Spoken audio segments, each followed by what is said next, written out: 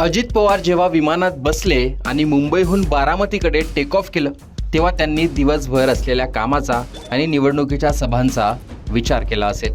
डोक्यात भविष्यातल्या अनेक गोष्टी सुद्धा असतील, पण नियतीच्या मनात काही वेगळं होतं. अचानक काळाने घाला घातला आणि होत्याचं नव्हतं झालं. असं म्हणतात की माणसाला मृत्यूची चाहूल आधीच लागते. माणूस काहीतरी बोलतो किंवा काहीतरी घडतं. अजित पवारांच्या बाबतीतही तसंच काहीतरी घडलं का याची चर्चा होते आणि त्याचं कारण आहे एक भाषण. 24 जानेवारी 2026 म्हणजे अपघाती मृत्यूच्या 4 दिवस आधीच अजित पवारांनी एक भाषण केलं होतं. त्यातच त्यांनी नियतीचं बोलावणं आलं की प्रत्येकाला जायचंच असे शब्द बोलून दाखवले. तुम्ही आम्ही आज असू उद्या नसू हे अजित पवारांचं वाक्य दुर्दैवाने तंतोतंत खरं ठरलं आणि वयाच्या 66व्या वर्षी बारामतीच्याच मातीत अजितदादांनी प्राण सोडला. 24 तारखेच्या त्या सभेत आणखी एक महत्त्वाची गोष्ट त्यांनी बोलून दाखवली होती. बारामतीमध्ये डॉग स्क्वॉड प्रशिक्षण केंद्राबाबत बोलताना त्यांनी विमानाचंच उदाहरण दिलं होतं आणि विमान आणि प्रवासी कसे सुरक्षित राहतील याचाच विचार करून बारामतीमध्ये केंद्र उभं केल्याचं बोलून दाखवलं होतं. पण दुर्दैव बघा, त्याच्या 4 दिवसांनीच विमानाच्या सुरक्षेची काळजी करणारे अजित पवारच विमान अपघातात मृत्युमुखी पडले. पहा अजित पवार नेमकं काय म्हणाले होते. कारण मित्रांनो, हे जग कायमचं राहणार आहे. तुम्ही आम्ही आज असू उद्या नसू. काळाच्या नियतीच्या पुढे बोलवणं आल्यानंतर प्रत्येकाला जायचंय. परंतु आपण आपल्या हयातीत काम करत असताना समाजाला राजकारण हेच काही सर्वस्व नाहीये.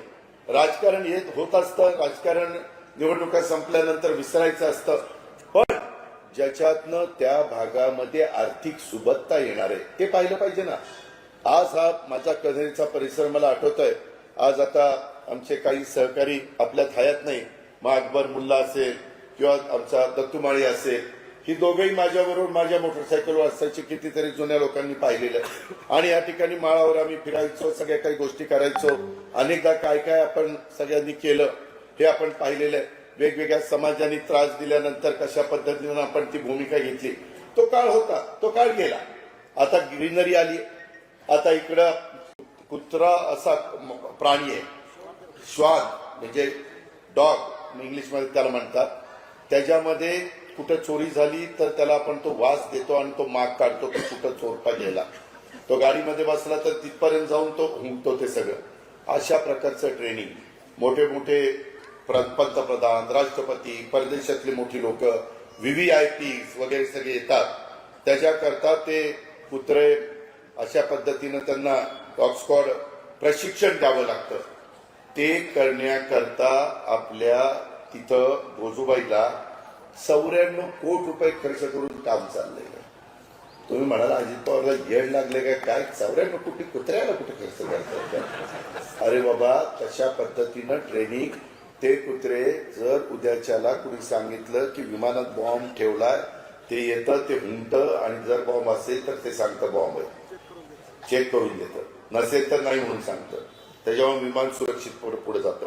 इतकं ते महत्वाचं आहे. आणि ते करणं आम्ही देशात मी काही काही ठिकाणी राज्यात पाठवलं. आपल्या राज्यामध्ये करण्याची गरज होती. मला तिथं जागा मिळाली आणि तिथं आपण केलेलं आहे. त्याच्यातून तिथल्या एक नवीन बारामतीमध्ये झालेलं हेच अजित पवारांचं शेवटचं राजकीय जाहीर सभेतलं भाषण मानलं जाते, ज्यात ते बारामतीमध्ये केलेल्या विकास कामांवर बोलले, बारामतीमधील कार्यकर्त्यांची नावं घेऊन त्यावर बोलले, बारामतीच्या राजकारणावर बोलले आणि जिल्हा परिषद पंचायत समितीच्या उमेदवारांसाठी त्यांच्या घड्याळ चिन्हासाठी मतही मागितलं. त्यानंतर 4 दिवसानंतरच बारामतीच्याच मातीत हा अपघात घडल्याने त्या भाषणाची आणि यातील नियतीबद्दल केलेल्या वाक्यांची चर्चा होते. एकूणच अजित पवारांचं हे भाषण, त्यातील ही वाक्य आणि त्यानंतर घडलेला अपघात याविषयी तुमचं मत कमेंट बॉक्समध्ये सांगा. लोकमतचं YouTube चॅनल सबस्क्राईब करा.